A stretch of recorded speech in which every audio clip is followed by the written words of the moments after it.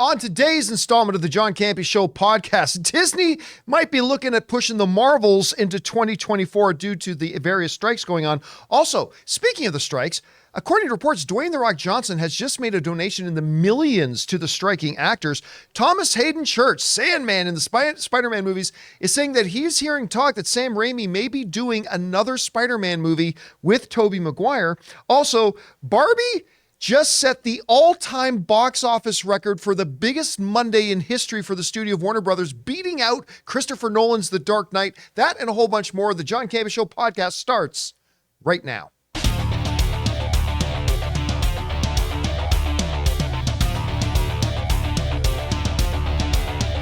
Well, greetings and salutations, everybody. Welcome to the best damn movie-related show on the planet Earth, the John Campea Show, coming from right here in our quaint little studio, brought to you in part by our friends at Mint Mobile. I am, of course, your host, John Campea, and it is an awesome honor and privilege, as it is every day, to have you, our international friends, gather around as we talk about our favorite things in the world: movies, movie news, TV, streaming, all sorts of good stuff. Not just giving you our opinions, but giving you information and context so you guys can form your own well-informed opinions, whether they're the same or completely different from ours. Joining me in studio here today, of course, we got Ray Ora. Hey. Counting down that clock to when he gets to watch Teenage Mutant Ninja Turtles on Saturday. Jonathan Voico's here. Counting down that clock to when I can see anything. And returning from London, from Chris London. Carr is back. Hi, Chris, everybody. how you doing? I'm doing excellent. I am jet lagged as hell. Let's do this. And most importantly, you guys are here. So let's get things rolling, shall we? We're going to start off with this. Now, of course, the writers and actor strikes are going on right now. And while you can certainly feel the effects in the world of production, you're not really feeling the effects in the movie theater quite yet. I mean, movies are coming out. We just had Oppenheimer and the Barbie movie come out, all that kind of stuff. But you might be feeling the effects of that strike a little bit sooner than you think. We talked the other day about the fact that they might be looking at moving Dune into 2024, possibly. But now Disney, a report has come out here that is saying Disney reportedly is considering moving the Marvels, on top of some other things as well, but for our case here in point, the Marvels into 2024. Now, this isn't for any reshoots purposes. This isn't for any story problem purposes or scheduling purposes. This is all about the strike. Well, how? Why is it about the strike? The movie's done. It's sitting in the can. It's just waiting to be released. Well, movies need promotion. And really, some of the biggest things to promote those are to have the filmmakers, in some cases the writers, and obviously the stars of the film, in this case, an Academy Award winner like Brie Larson, to get out there and stump and to sell this film to the public, to do interviews, to do press junkets, do whatever she can do to promote this film. Well, part of the problem with the actor strike is actors can't promote these movies, at least not the movies that belong to AMPTP signatories. And of course, The Marvels is one of those movies. So right now, Disney's evaluating whether or not can we go ahead and release this film and mount some kind of marketing campaign that will still be effective, even without having any of the writers out there talking about it or without having any of the actors out there talking about it. Some movies, it may not be that big of a deal. Like if you don't have big star name power behind it. The Marvels, you've got an Academy Award winner in the lead, and that is going to become a big consideration. So they got to ask themselves, is it going to cost us more to release this film without Brie Larson out there marketing it? Or will it cost us more to try to uproot it and move it to a new date and have to retool a marketing campaign with Brie Larson as a part of it? And that's what they're saying. Now, according to the reports that we're reading, no decision has been made to move it. There's even some reports saying they're going to keep it right where it is. Anyway, Chris, as a film fan and as a member of the Actors Union that is currently on strike, it's a conundrum that Marvel and Disney is facing here. What do you think ultimately they're going to do with Marvels? Will they keep it where it is and just try to promote the best they can? Will they decide they need to move it because they need Brie Larson marketing it? What's going to happen, and how would you tell them to do it if you were in the boardroom? It really is complicated. I don't think people realized going into this just how much actor striking affects how everything happens. Right. We've talked about this a whole bunch. With the writers, you see that down the pipeline. With the actors, it's a much more immediate thing because we don't have them going on late night shows. We don't have them doing the talk show circuit. We don't have those charming little TikToks where they're playing with puppies and answering questions. So we are seeing Marvel try to pivot a little bit in a lot of their marketing right now of reusing old interviews, really focusing on the comic origins, things like that. Because under SAG guidelines, we cannot promote any new work. I'm not supposed to promote any new work. I have a pre-existing contract which allows me to be on this show, and that is my only loophole. Thank goodness. And so this is a really sticky situation for studios, because how do you promote these movies without the star power? There's been the argument for a while, and some of the stars have said it themselves too. Are these Marvel movies star-making things? Do they need these A-listers, or are the comic book characters themselves the star of these movies? Right. You know, Anthony Mackie said that before. That seems like a dangerous game to play right now. That's a fuck around and find out situation of, well, maybe we don't need any marketing. There's quite a bit of time between now and the November 10th release date.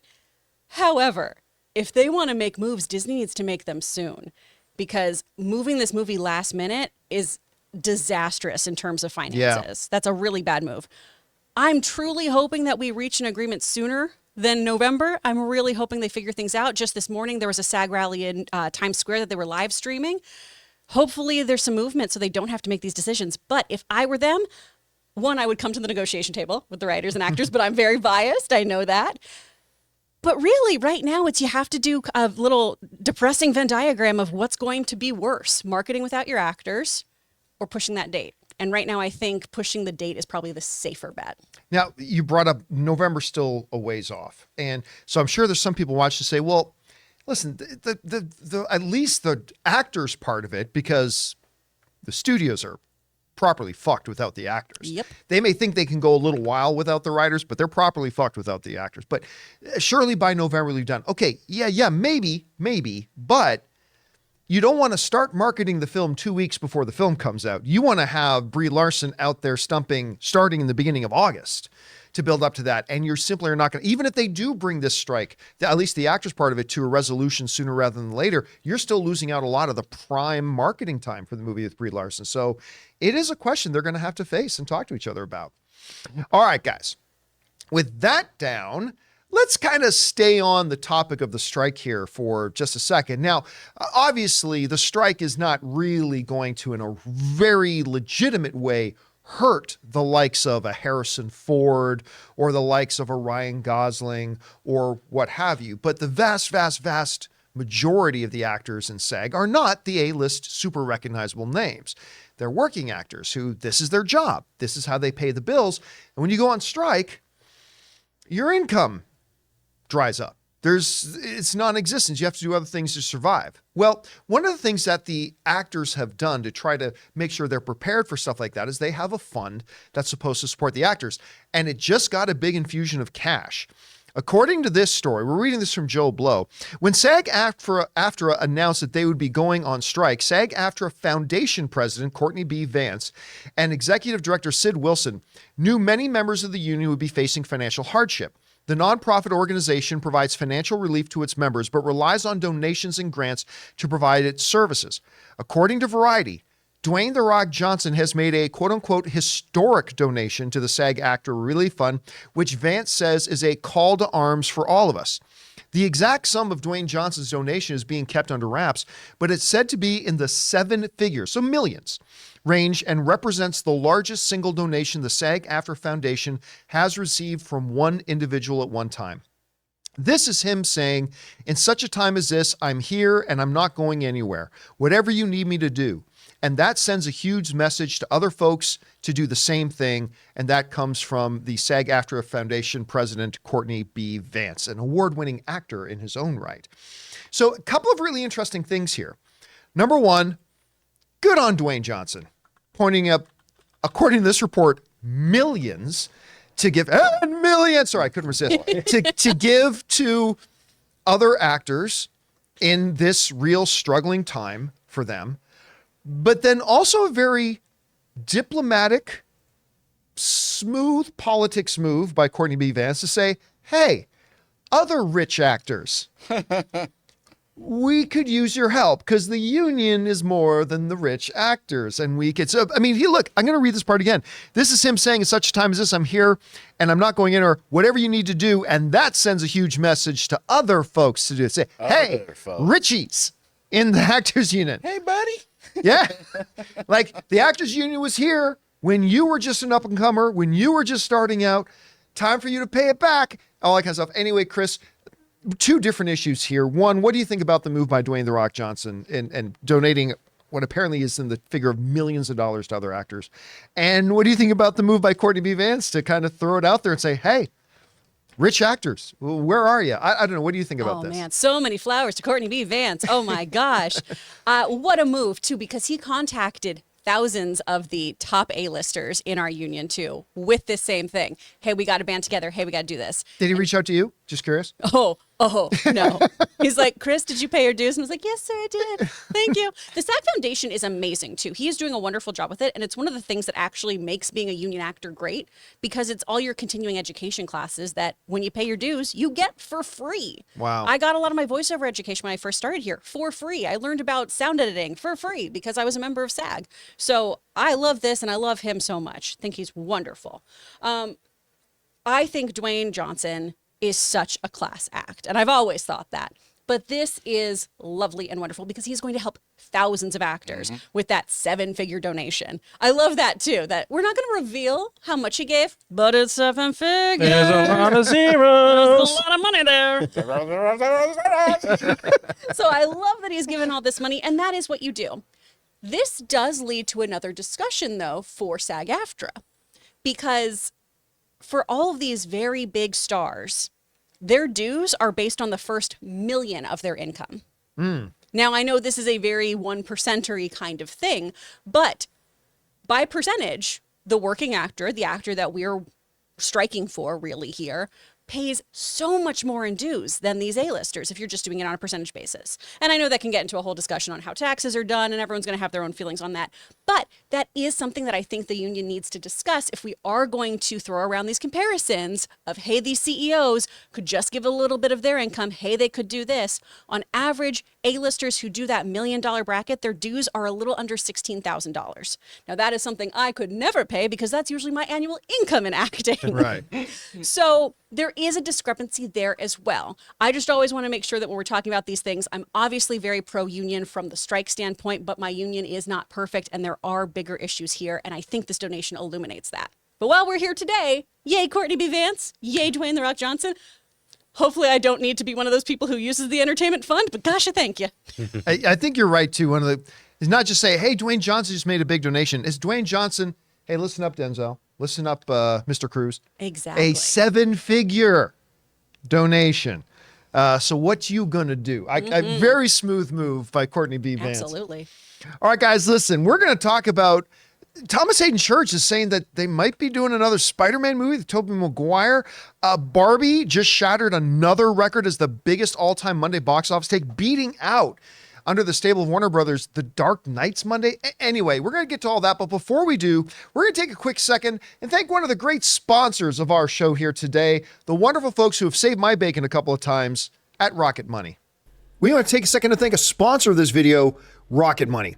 Rocket Money is a personal finance app that finds and cancels your unwanted subscriptions, monitors your spending, and helps you lower your bills all in one place. And for me, Rocket Money's been a godsend. I've told you the story before about how I found out that I was still paying a gym membership from when I was still living in Burbank, California 2 years ago. And just recently, I had completely forgotten that I was subscribed to multiple music services with different apps. Rocket Money identified the ones I wasn't using and helped me cancel my subscriptions super easy. And I'm not alone. Over 80% of people have subscriptions that they've completely forgotten about, and chances are you're one of them. Like that Stars app you use just to watch one show, or that free gaming trial that you never got around to canceling. Rocket Money will quickly and easily find your subscriptions for you, and for any that you don't want to pay for anymore, just hit cancel, and Rocket Money will cancel it for you. It's that easy. Rocket Money also helps you manage all your finances in one place and automatically categorize your expenses, so you can easily track your budget in real time and also get alerted if anything looks off. So stop throwing your money away, cancel unwanted subscriptions, and manage your expenses the easy way by going to rocketmoney.com/Campea. That's rocketmoney.com/Campea. rocketmoney.com/Campea. And thank you to our friends at Rocket Money for sponsoring this episode of the John Campea Show podcast. All right, guys, with that down, let's go on to this. You know, ever since Sideways, well, even before that, Wings, I have loved Thomas Haden Church. He's just fantastic. And it was really exciting back when that Spider-Man movie was coming out, when Spider-Man 3 was coming out, that we knew Thomas Haden Church was going to be in the film. Now, the film didn't turn out great, but he was still wonderful. And it was really neat seeing him sort of reprise his role as Sandman in Spider-Man No Way Home. Well, in a new interview, Thomas Haden Church has actually dropped that he's hearing whispers that Sam Raimi may be gearing up to do another Spider-Man movie with Tobey Maguire. And if so, he wants in. This comes to us from the folks over at Deadline. In an interview, Church talked about Raimi potentially directing another Spider-Man flick with Maguire returning as Peter Parker and expressing that he would like to be a part of it. There's always been some kind of, I've heard rumors that Sam Raimi was going to do another Spider-Man movie with Tobey Maguire, and if that happens, I would probably campaign to maybe at least do a cameo, Church said during an interview with Comic Book. All right. Let's put this out there first. There have been whispers and rumors amongst the online Gus's movie reviews.fart websites and stuff like that, that Sam Raimi's going to do another Spider-Man movie, right? It's possible that Thomas Haden Church is talking about those whispers, but Thomas Haden Church has different contacts than we do. Thomas Haden Church travels in different circles than we do. And I'm going to take a little bit of a leap here, granted, an unsubstantiated leap, but to say that the rumors and whispers that he's hearing are not the same as the rumors and whispers that we hear amongst the toxic, not really toxic, but the constant, movie rumor mill chatter that obviously goes on. I think he's probably hearing these whispers and these rumors from another source. Now, it needs to still be pointed out that even though Thomas Haden Church travels in much more legitimate circles than we do, he's not saying Sam Raimi is doing another Spider-Man movie. He's just saying, hey, listen, from the circles I travel in, I'm hearing Sam.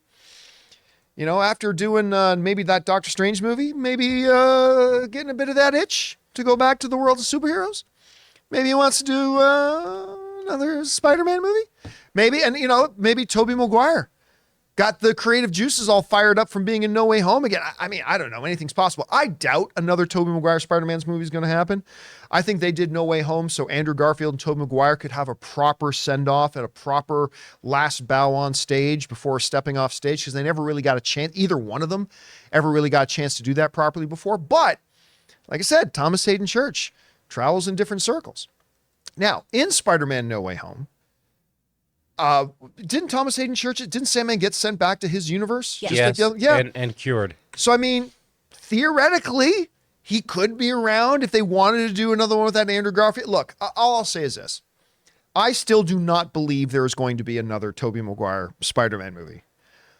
But if there is, I'm on board. Sign me up. I'll go see it. And I love hearing Thomas Haden Church saying, I want to be a part of it. Anyway, Chris, you're hearing this, what Thomas Haden Church is talking about. What do you think of what he's saying? Do you think there's actually a possibility here that we could see another one of these? What do you think? First, Flint Marko, great character. One of the few Spider-Man villains who gets the redemption arc and lives. That's huge. Aside from No Way Home, where everybody gets to live. It's like a Doctor Who episode with Christopher Eccleston. Everyone lives this time, Rose. So I love this character. I adore him ever since Wings. Saw him in Tombstone as a kid, too. Love this guy. I think he's wonderful. Whenever actors say that, I've heard whispers, it always makes me think, I want a job.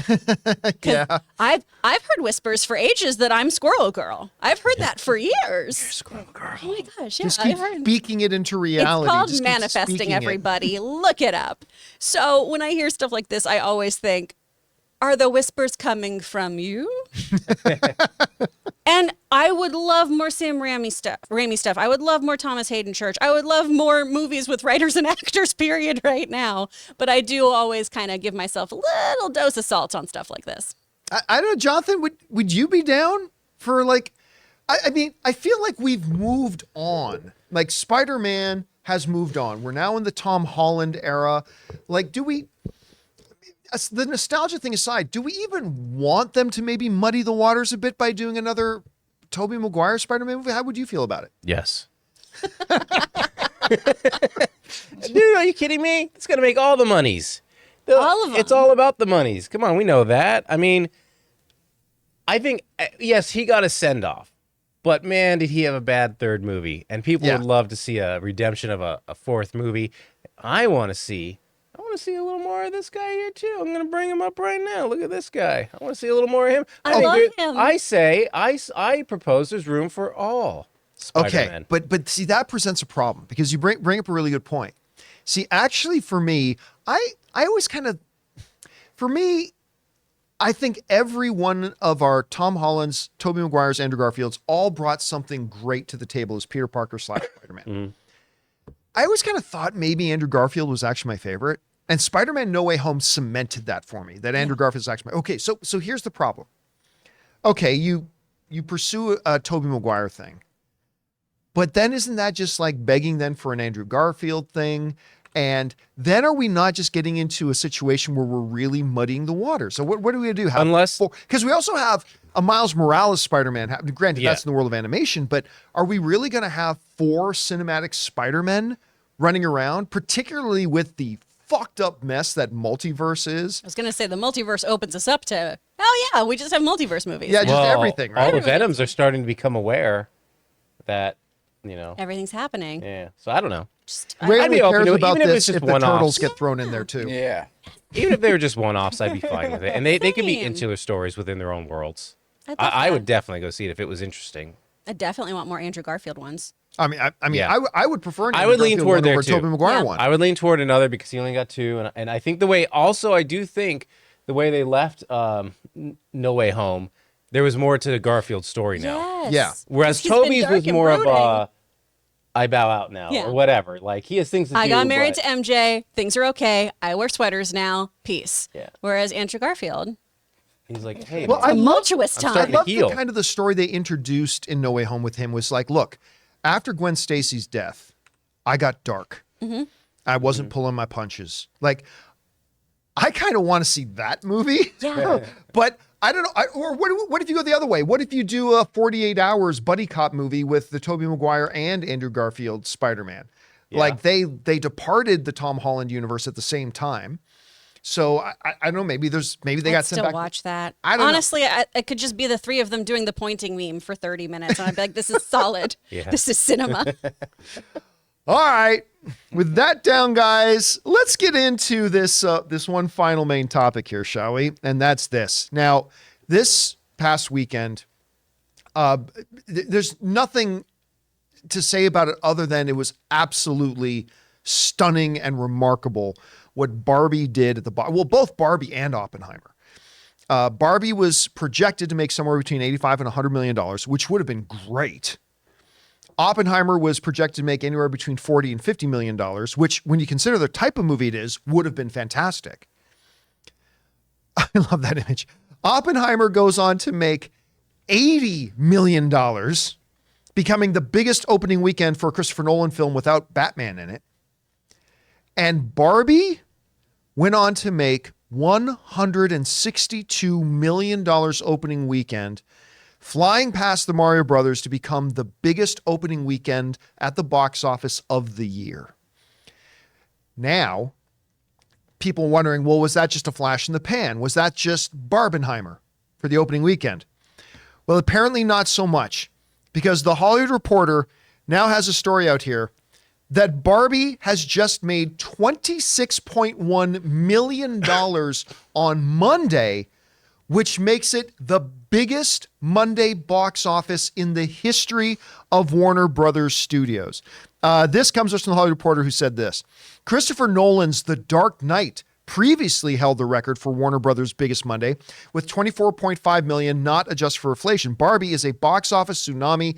It opened to a historic $162 million domestically this weekend, a threshold usually reserved for male-driven superhero fare or marquee IP such as Warner's final Harry Potter movies. It's also the biggest opening ever for a female director. Here's something to really think about. By the end of tomorrow,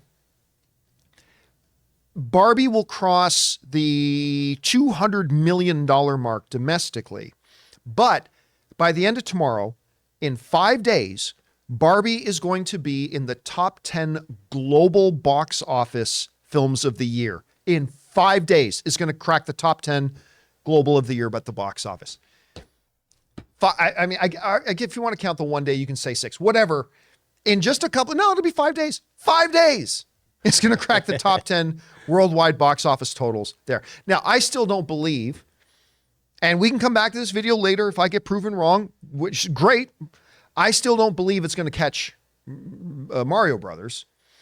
I don't think it's going to cross that 1.2. I don't even think it's going to hit the $1 billion mark, but it very well could. I mean, this thing, because a lot of people suspected that, okay, after that big opening weekend, the big hype of Barbenheimer, okay, now everything's going to settle down. Mondays don't gross $25 million at the box office. It's only happened, a handful of times in the history of movies. And this is the only time it's ever happened for a Warner Brothers picture. And, I think, Jonathan, you may have been the one pointing it out. Oh, Ray was. I just copied Ray. You just copied Ray. Said, this is now 2 things in a row that Greta Gerwig has beaten Christopher Nolan. Beat him opening weekend with Oppenheimer and then beat his Dark Knight Monday record. Yeah, pour one out for the Dark Knight, guys. Which by the way, Greta Gerwig has been very supportive of Oppenheimer, and Christopher Nolan has been very supportive of the Barbie movie, and they're both enjoying tremendous success. But this is just stupid. Like, I remember, I thought Barbie was going to be a hit. Okay, I thought it was going to be a hit. I saw it coming in between 90 and 100 million. I thought it could hit those numbers. I never would have dreamed it would have hit 155. Or then it got updated to 162. Now it's hitting the top 10 of the year. It's still, apparently it's got legs. Apparently it's rolling. And you can call me a pessimist if you want. I don't think Haunted Mansion is going to derail it. Oh, come on. I don't think Haunted Mansion is going to, by the way, Ray, we're seeing that tomorrow night. I thought we were seeing it Thursday. We're actually seeing it tomorrow night. Get hyped. But it's an advanced fan screening, whatever. But, listen again, I don't mean to doubt the powers of Owen Wilson, but I don't think Haunted Mansion is going to derail that train that is the Barbie movie. So I don't know. Oppenheimer. Or see what maybe you'll do that. But Chris, now you, because of your London travels, you have not had a chance to see the Barbie movie yet. I assume you're probably going to do that in the next 48 hours or so. But you have seen what the results have been. I don't know. What's standing out to you the most here? I keep thinking of that Cillian Murphy quote, cinema wins. You have great movies that are just wildly opposite at the box office over the weekend, and everybody does well. But man, Barbie killing it. Of course it rolls. They have rollerblades. Look at them. Look at how far they can go. This is really exciting. And I think from what I've seen, this seems like it is an event for people. And I think that's one of the things that movies have kind of missed over the last few years, certainly with all of us having to watch from home and streaming and everything too, is this is such an event. Wearing your outfit, transitioning from Oppenheimer to Barbie, going from black to pink, and really making a meal out of it. I do think this one could still take Super Mario Brothers because I feel like there's so much watchability from what people have said. Come on, it's $1 billion Barbie, baby. $1 billion Barbie. Come on, Barbie, let's go party. Get those bills, baby. We're going to know a lot more, I think, after the second weekend. I think the second weekend is when we're going to actually be able to sit back and go, okay, now we can kind of project what kind of course it's on. Look, I don't see Barbie taking anything less than a 60% drop second weekend. Not because it's not a good movie. It's not going to end up in my top 5 favorite of the year, but I thought it's a good movie. It's a smart movie. It's a entertaining movie. It's a thoughtful movie. But, we often see this happen, that when a movie has a massive opening weekend, we see a significant second weekend drop because everybody's seen it already. I think most of the people, especially since they're still going out to see it on Monday, I think most people who want to see Barbie are going to see it by the second weekend. I think we're going to see a 60 to 65% drop, and which will mean Barbie is going to end up as a smash runaway hit. I don't necessarily think it's going to hit $1 billion, but I'll tell you what. If this movie has the audacity to make, say, $75 to $80 million next weekend, I may have to reevaluate that stance. I may have to come back and say, Dollar. Barbin Dollar Club, baby. I have no idea what I'm saying. It's gonna be something. We're gonna have to wait and see. All right, guys. with that down, we're now going to move on and take questions submitted to us by our YouTube channel members. We have a wonderful group of supporters over on our YouTube channel, for those of you listening to our podcast. And every day we ask those YouTube channel members to submit some topics and questions, and we go through as many as we can. Now, before we get to those, though, we're going to take another moment here and thank another sponsor of today's episode of the John Campea Show, my mobile service provider, Mint Mobile.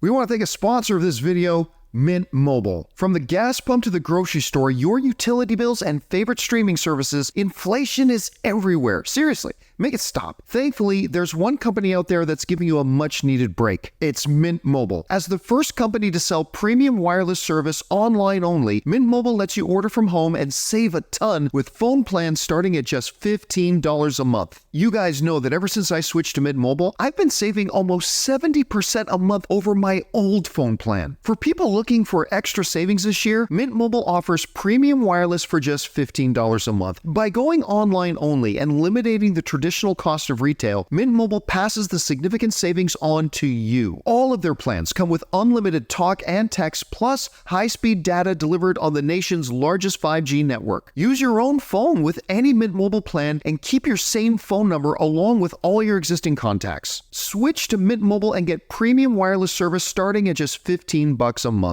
To get your new wireless plan for just $15 a month and get the plan shipped to your door for free, go to mintmobile.com/Campea. That's mintmobile.com/Campea. Cut your wireless bill to $15 a month at mintmobile.com/Campea. And thank you to our friends at Mint Mobile for sponsoring this episode of the John Campea Show podcast. All right, guys, with that down, let's spend the rest of our time here taking the comments, questions, and thoughts from our beloved YouTube channel members. Chris, what do we got up here first? From Kane Carnage X. Hey, John, are you put off by long-running TV shows? I know some people look at 10, even 5 seasons is too long, but I think of it as it is. Imagine my favorite show was that long, and I don't have to watch it all. I'll just watch till I stop enjoying myself. Listen, if a show is good and it keeps having steam and it still feels fresh to me, I want it to keep going. We can all tell when a show has run its course, right? And different shows will have different marks for that. Some shows that may happen after 3 seasons. You can feel that it's this show, this story, this premise has run its course. Some, like Supernatural, can go 15. So there's no one size fits all to this. I don't think, I'm watching this one show right now. I'm almost wrapped up on it called Suits. And I can't remember what network that was on originally. TBS. It was on TBS? I think so. Or was it a USA network show? USA. No, you're right. TBS yeah, it could be was USA. where Funny was. Ann was saying, I think I remember seeing commercials of that when I used to watch wrestling back in the day. Yeah. Anyway. With Burn Notice and Psych. Oh, that's right. those shows. That Psych is another one Burn people Notice keep about? telling me I 'Cause need to I'm always so watch. confused when it comes on. He's a CIA agent who gets burned. He loses all of his connections. It's amazing. Is there narration over it? Yes. That's Where what it's threw me off. When you're a spy. Yeah, and It's I'm like, great. what Yeah, I've always is said good this? thing about that, but it's particularly Psych. People kept telling me I need to Psych watch is so Psych. But at funny. any rate, I think it's 8 or 9 seasons. So I hit a point where I was like, I think in season 6, I was like, I feel like this show might have run its course.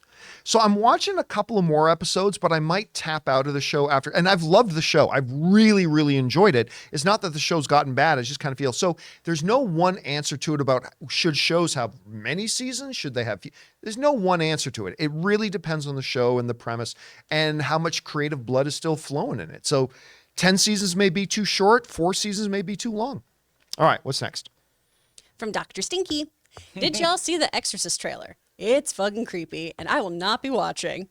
I have not seen anything that made me look away out of fear since I was 11. This was sure something. Tell you what, I'm not a huge Exorcist guy, but they showed us this preview at CinemaCon. And to my surprise, I was like, this looks pretty good. I mean, as far as creepy and kind of, because I watch it and I was expecting to roll my eyes at it. Instead, I was sometimes closing my eyes at it. And it's like, you know what? And look, not the best horror trailer I've ever seen, but the preview looks pretty solid.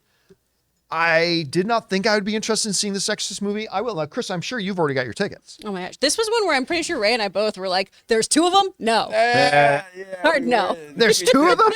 Not 2. Hard no. Let's not get two of them.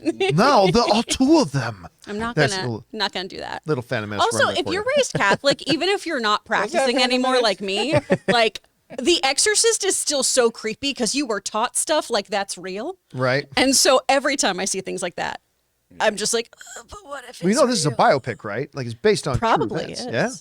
Probably. Was that Phantom Menace? Or was that City Walk? No, all two of them. This is getting out of hand. All right, what's next? From Kane Carnage X. Hey guys, all I want to know is if Ray has seen the full trailer for the live action One Piece that came out this weekend. Looks amazing.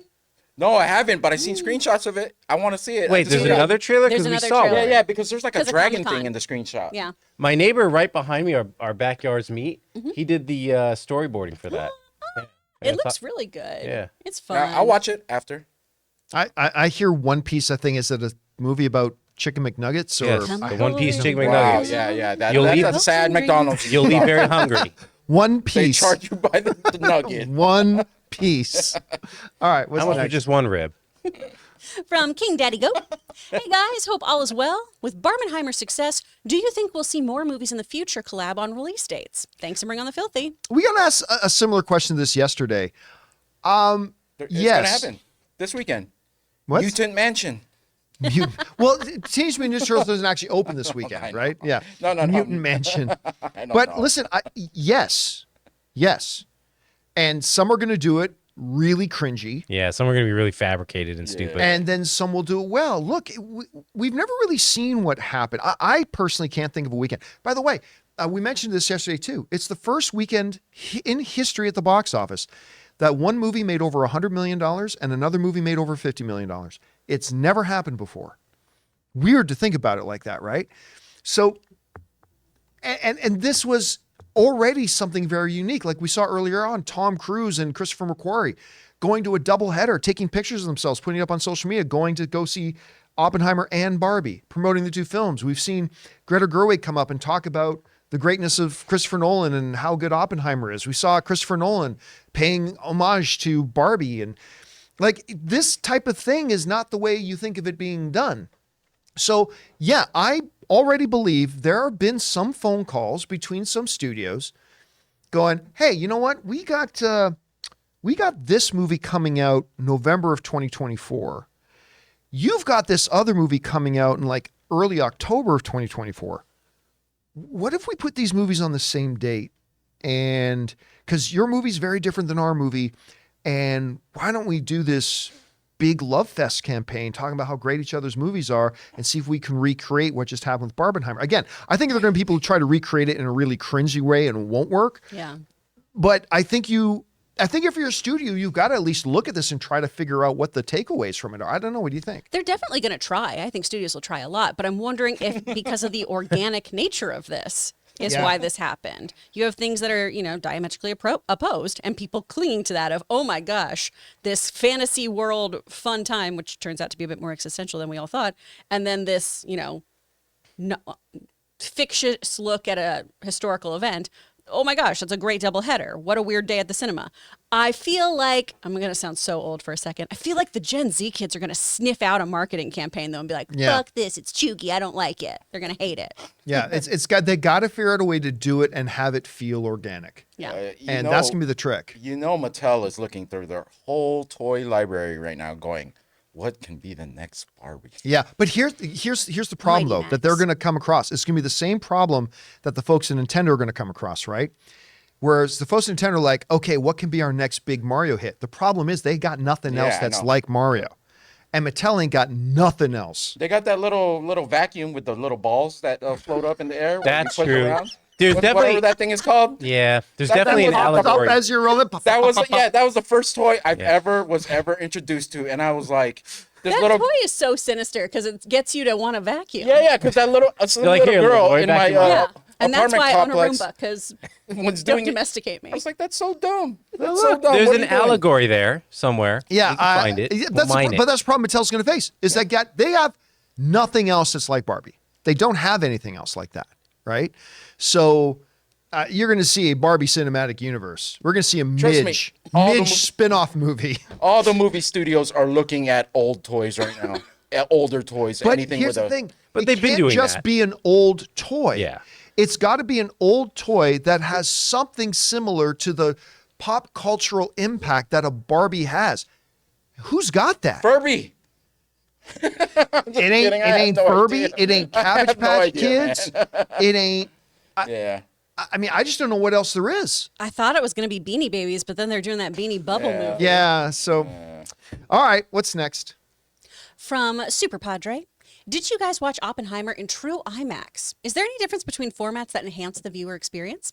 I didn't. I saw it in the smaller IMAX format. And Fake movie fan. You know what? It's still it's the same aspect ratio, and no one cared about.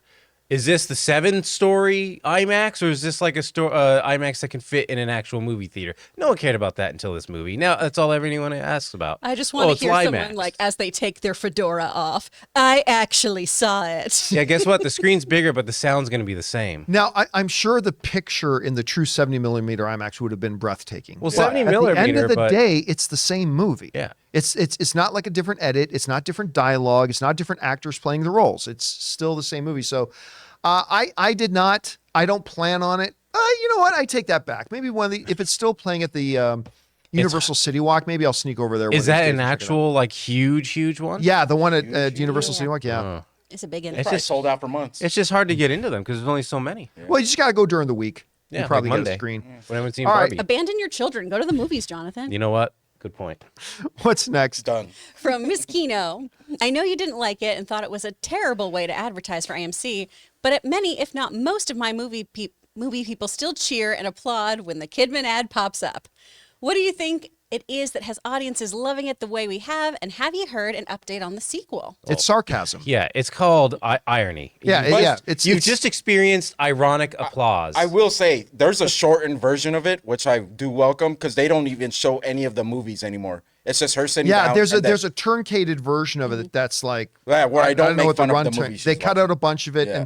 and again, why are you showing me for a commercial for something I'm already doing? We come to this place. I'm already here. You don't have to sell me to come to AMC theater. I'm You sitting came to here in this AMC place. theaters. Yeah, I mean, like I'll hear people do it too, but it's always with irony and heavy drips of sarcasm. Yeah, I actually can't watch a movie without seeing that first. No, My whole body just turns off. I can't. It's like, what the hell is this? How do I came know where this to be? Place. Yeah. It's like movie Viagra right there. I mean, I don't know if I'm actually in AMC right now. Am I somewhere else? Get all pumped. Well, what's Come getting on, pumped? kitty. What? Sorry. This is getting worse. Come on, kitty. Kitty man. You don't call her Kitty man? Is that your When you pet say name? Kitty man? kitty for Kidman, people think you mean like kid, like Yeah. child. Oh. Let's not say that. Yeah. out loud. All right, what's next? From Sino. I think all theaters should approach the self-promotion ads before a movie like our local Utah Megaplex. It is a rotation every 2 months of new and classic movie clips with the Megaplex slogan at the end. So much better than AMC and Regal ad. I Anything's agree. better than the Regal ad. Yeah, I mean, yeah, the Regal ads, again, I didn't mind it watching it once. I can't imagine watching it 9 times. I hate it so much. You won't have I don't to mind a imagine little it. bit reminding people, hey, you're in our movie theater. We're so glad you're here, blah, blah. But it's gotten to the point that their advertisement, and I'm not going to go off my full rant again. I'm just saying, Are you sure? like at He least always with does, but then he AMC, does. their Nicole Kidman spot has actually caused me to consider going elsewhere. Now. No, I'm dead serious. I'm not saying that as in bitterness. I'm just saying, you know what? I get so frustrated, first of all, by the pure runtime of trailers and everything that the movies start a half hour after their advertising start time. And then when the trailers finally end, then you get that black screen for saying, okay, movie's about to start. And then it's like, we come to this place like, oh, that's right. I've got to sit through another goddamn little bit. It's actually, not after the first 10 times, but after 100 times, it's actually made me consider going to a different movie theater just so I don't have to see that again. But you did see the Regal one, right? When we went to go see Barbie? Not a big fan of that one either. Theirs is kind of awful. But too. you know who didn't do that? Cinemark. Cinemark. Cinemark. The best seat When in we town. went to go see It's just hard to find one I now. can still feel that chair. And that thing. Cinemark. 'Cause that- That Cinemark experience was so good. Is the one in Cinemarks North are Hollywood? great. Is it nice? Isn't there one in North Hollywood? It's fine. But because the one they saw It's was nothing like to really write home nice. about, but it's fine. The one in Orange County is Yeah. amazing. It's just I'm Like, never that going seats that look far skin for a new. movie. Very brand new still. so great. All right, gonna get a let's keep season going. pass. What's next? From Patrick Reese, do you think Barbenheimer's success at the box office will be a catalyst for how movies are marketed? I heard a podcast that talked about how the viral and unique marketing of movies like Smile have partially led to higher box office returns. Barbie had interesting marketing, so do you think trends like this could continue? Oh, absolutely. Listen, ever since Deadpool, the studios are looking for how can we, to borrow the phrase from Chris, organically find ways to creatively promote this movie. The Smile thing was a great idea. That was good, man. Because people are watching baseball and they're like, what the fuck is with that girl behind home plate? And then you find out. Love every player. And it was creepy as hell, but it got national attention, right? Doing smiling. Ryan Reynolds with Deadpool crushed it with the Deadpool mark. I can't wait to see how they're going to market Deadpool 3 if they ever get around to finishing it. And Barbie, listen, everything from progressive insurance commercials where we insure the Barbie house, and all these other tie-ins. They got very creative with it, and the Barbenheimer part of it wasn't even the major part of the Barbie marketing stuff. It was a very aggressive, very proactive, very creative marketing campaign, so you're going to see studios always trying to figure out ways to approach the marketing in a unique way that captures people's attention in a positive way. So we'll see. All right, what's next? From Amin. Oppenheimer had so many surprise appearances with some big name actors. Like when Rami Malek showed up for just a second, I was like, what a waste. That was pointless. But then obviously the ending happened. Yeah, Rami Malek's in the movie more than you think he's going to be. You knew Rami Malek wasn't going to show up for 5 seconds and disappear. But he was in the campaign. He was in the marketing campaign in that. But yeah, listen, when Christopher Nolan does a movie, unless you are one of the top names in Hollywood, I don't mean top 50 names. I mean top 3 or 4 names. You don't ask how big's the role. If Christopher Nolan calls and says, "Do you want to appear in my movie?" People say yes. 5 minutes of screen time, no problem. Rami Malek's an Academy Award winner. 5 minutes screen time, yes sir, I'm there. Ray, would you like to be the bomb? Yes, okay. I will be the bomb. They're just sitting there in the New Mexico desert. There's Ray sitting up at the top of the tower, ready to go off. I mean, yeah, you say yes, but it's pretty cool to see somebody has that much pull. All right, what's next? From CJ Rebirth, looking forward to a lot more of Iman as Kamala Khan in the Marvels this year. She's definitely going to be one of the best parts. No doubt. That girl is pure sunshine. I don't know if she can play other characters. She's precious. Yeah, I honestly don't know if Iman Vellani, I have no idea if she's a great actress. I don't know if you can take her and drop her into Othello or anything like that. I have no idea. But if her playing Kamala Khan is just her being her, that girl is a ball of sunshine. I love watching her. She is adorable, and just my teeth start to decay from her sweetness. And she loves the character too. And she loves the character. She's writing now for the comics. When does the first issue come out? I'm not sure, but I'm going to be curious about it. I think it'll be worse than Moon. So I cannot wait to see her. And I'm going to do a series rewatch of the Marvels of Ms. Marvel. They're replaying it on ABC. Yep, they are. Right? Over 2 nights. They're going to play all 6 episodes over 2 nights on ABC. Do you think they're going to delay that since the movie might get delayed? Nah. They'll still put that out. All right. One last question. What's next? From Daryl's. Saw Barbie yesterday. Didn't enjoy it that much, but it was great seeing multi-generational family members seeing this movie. Mm-hmm. Grandmothers with daughters, grandchildren, sisters, friends. It was a cultural event that brought people together to the movies. Yeah, and listen, again, I don't think it's... I personally don't feel like it's a Best Picture contender, all right? I enjoyed the movie, though. I think it's a smart, thoughtful, high-level kind of writing. I thought it was a very good movie. It's not going to be a Best Picture contender for me. But it wasn't just the first time we saw it, it wasn't just that there was groups of women coming in all decked out in various Barbie outfits. It was men showing up in these custom pink suits. Yeah, man, Kennergy. It was. I'm not gonna lie to you, Ray. That first time we saw it, I was very stunned. Remember, we were walking up to the theater and we saw all these people in pink going in, and I'm like, I suddenly feel pretty underdressed. It actually made me smile. It did, yeah, but I was surprised. These people love Barbie, so. Yeah, I don't mind telling you, I underestimated the enthusiasm those people would have for this movie. I'm going to say one thing. Barbie is going to be this year's Top Gun. You think so? Because Top Gun brought in all the boys, all the generation of boys that love those 40-plus guys. Yeah. So. All right. And guys, that'll do it for today's installment of the John Campea Show podcast. Thank you so much for being here and making this show part of your day. Big special thank you to our YouTube channel members who sent in those topics. Number one, because you gave us really interesting things to talk about. But number two, by being a YouTube channel member, you support what we do here, and all of us involved. Thank you guys so much for your support. I want to thank, of course, the people in the room with me, Ray Ora, Yep. Jonathan Voico, See ya. Chris Carr. Bye. My name's John Campea, guys. Thanks a lot for being here. And until next time, my friends, bye-bye.